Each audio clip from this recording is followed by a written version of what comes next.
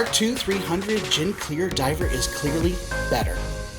Australian microbrand Second Hour was established in 2019 and is a study in how to do it right by focusing on quality of production and unique but relatable designs. Their first release was called the Gin Clear Diver, a 200-meter beauty with applied markers, beefy crown guards, and a beautiful blue dial. If you asked me back then if this watch needed much refining, I would probably have said no. I would have been wrong. Because here we have the Mark II, which Second Hour has refined in a myriad of ways. Let me run through all of these changes and then hit the highlights on this redesigned diver.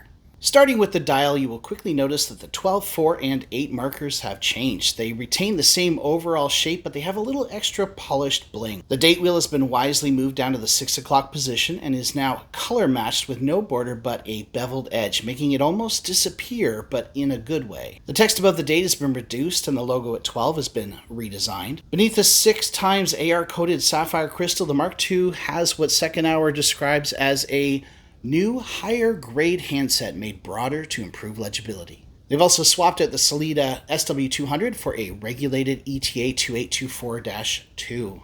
And given the amount of problems that I've had with the Sellita SW200, particularly with stuck rotors, I'm quite happy to see them make this change.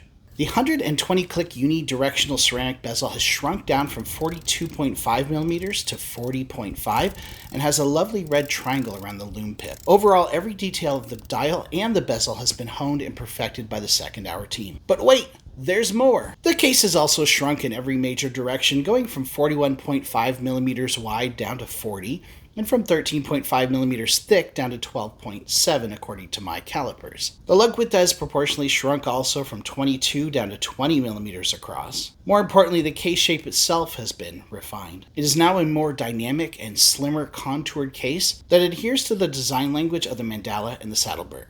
It sort of reminds me of Christopher Ward when they launched their light catcher case, and that's a good thing. The case and bracelet also boast a 1200 Vickers hardening treatment with an excellent mix of brushed and polished surfaces beneath it. This means your watch will look like new for years to come. Even the screw-down crown has been redesigned with a fun red stripe that ties into the loom pip triangle and the 30 ATM text on the dial. Between the screw-down crown and the case back with its oil-pressed embossed hawksbill turtle image, the Gin Clear Mark II adds 100 meters of water resistant to the OG's already 200 meters. Now don't skip ahead because I'm not done yet.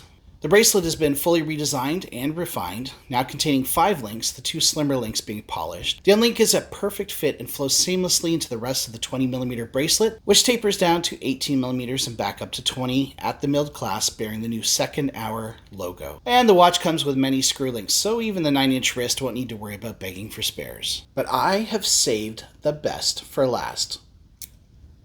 The fully milled clasp is now adjustable on the fly. That's right, after the all-you-can-eat endless pasta bowl and breadsticks at Olive Garden, when your wrist swells up from all the salt you've just consumed, you can adjust this bracelet up to 7mm, utilizing 4 positions on the clasp with the push of a button.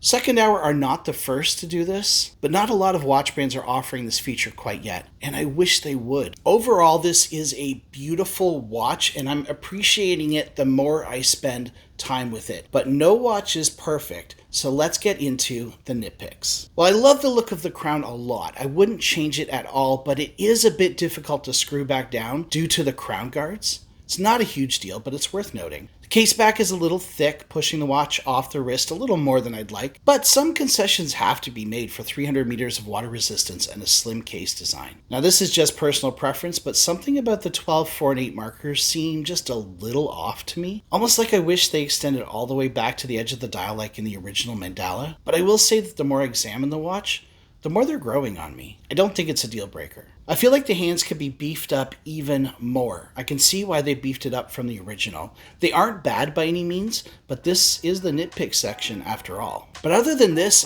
I'm really struggling to come up with nitpicks on this watch. It really is a beautiful and well-crafted watch, and it demonstrates that Second Hour is really good at listening to customer feedback and making big improvements on what was already a very popular watch. You can pick one up now for 1,250 Australian dollars, which by conversion is currently around 800 USD or 1,100 Canadian. You have your choice of Sunset Black or Arctic White, but right now Ocean Sunset and this Pastel Blue appear to be sold out. Let's hope they get more in stock soon because those are both great colorways. Thank you so much for watching, everybody. Have a great day. If you enjoyed this video and you're looking for more watch content, why not check out one of these videos here down below.